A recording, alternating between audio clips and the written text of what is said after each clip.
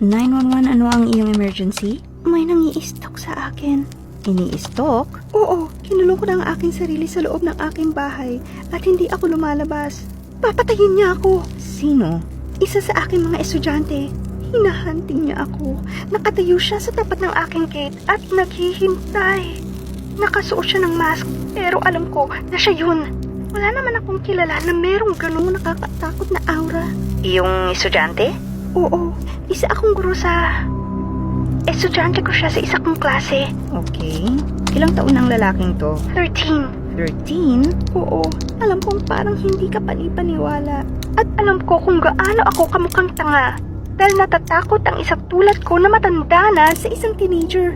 Pero... Ma'am, kumalma ka. Pwede mo bang sabihin ang iyong address? Okay. Papunta na ang mga pulis dyan. Nasaan parte ka ng iyong bahay? Sa kwarto. Pinapanood ko siya sa pagitan ng aking mga kortina. Gano'n na siya katagal dyan? Mga 30 minutes na. At hindi siya umaalis sa kanyang posisyon? Oo, hindi siya umaalis doon. At meron siyang suot na mask? Oo, isang plain na puting mask. Tulad ng sa The Phantom of the Opera. Pero yung sa kanya, natatakpan ng buong muka. Sigurado ka ba na siya yon? Oo, sigurado ako. Okay, ma'am. Huwag kang aalis sa kinalalagyan mo. Meron pa bang ibang bagay na kapansin-pansin sa kanya? Masasabi mo ba kung meron siyang dalang kahit na anong armas? Mukhang wala siyang dala pero maaaring tinatago niya ito sa ilalim ng kanyang jacket. Sobrang laki ng suot ng jacket para sa kanya. Para siya nakalutang dito. Oh, paano kung patayin niya ang mga pulis bago pa sila makarating sa akin? Huwag kang mag-alala, ma'am. Diyan ka lang at huwag mong ibababa ang telepono. Baka nagtatago siya ng baril sa ilalim ng kanyang jacket. Baka may dala siyang 10 baril. Walang imposible para sa lalaking ito. Nahumaling siya sa akin at nagkaroon siya ng madilim na pagnanasa sa akin. Ilang buwan na niya akong ginugulo. Anong ibig mong sabihin? Isa siyang baliw. Parang may gusto siya sa akin. Na-imagine mo ba? Parang na niya akong nanay. Isa na akong nanay. Mas bata lang ng 1 taong kesa dyan kay Jared ang panganay kong anak. Jared? Yan ba ang pangalan ng lalaki? Oo. Ma'am, mag-isa ka lang ba sa iyong bahay? Oo. Kaya nga nagpunta si Jared ngayon. Alam niya na mag-isa lang ako. Alam niya? Lagi niya akong minamasid. Sigurado ako. Ilang buwan na siya nag-iiwan ng bulaklak sa aking mesa na merong nakasulat na mahahalay na salita.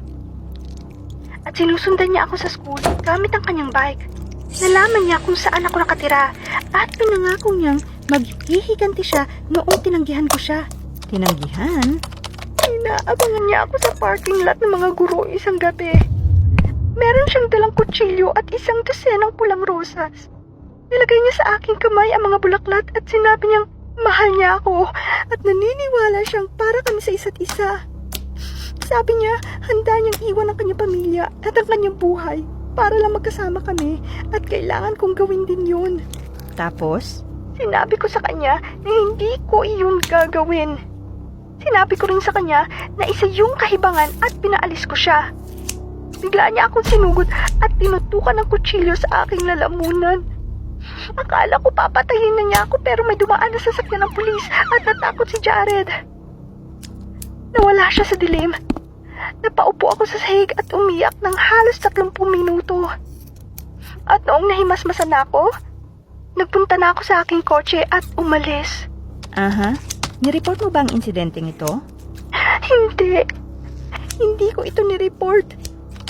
Ano nga bang nasa isip ko? Bakit hindi mo nireport ang nangyari? Natakot ako at in denial. Ayaw kong harapin ang katotohanan. Noong sumunod na araw, may bagong sulat na nakalagay sa aking mesa. Ang sabi doon ay, magsisisi ka, Mrs. Pahihirapan kita hanggang sa magpakaawa ka sa akin. Pagkatapos, at ngayon, nakatayo lang siya sa tapat ng aking bahay. May suot na mask at nakatitig sa bintana ng aking kwarto. Alam niya nakikita ko siya. Alam niyang tinitignan ko siya. Nandiyan na sila. Pulis na ang bahala dito, ma'am. Sa ngayon, huwag kang aalis dyan at antayin mo ang sasabihin ng mga pulis. Nakikita ko na sila. Nakikita ko ang cruisers. Oh. Oh, hindi! Anong nangyari? Naglabas siya ng baril. Naglabas ng baril si Jared. Tinutok niya ito sa mga pulis. Paparilin niya ang mga ito. Kumalma ka lang, ma'am.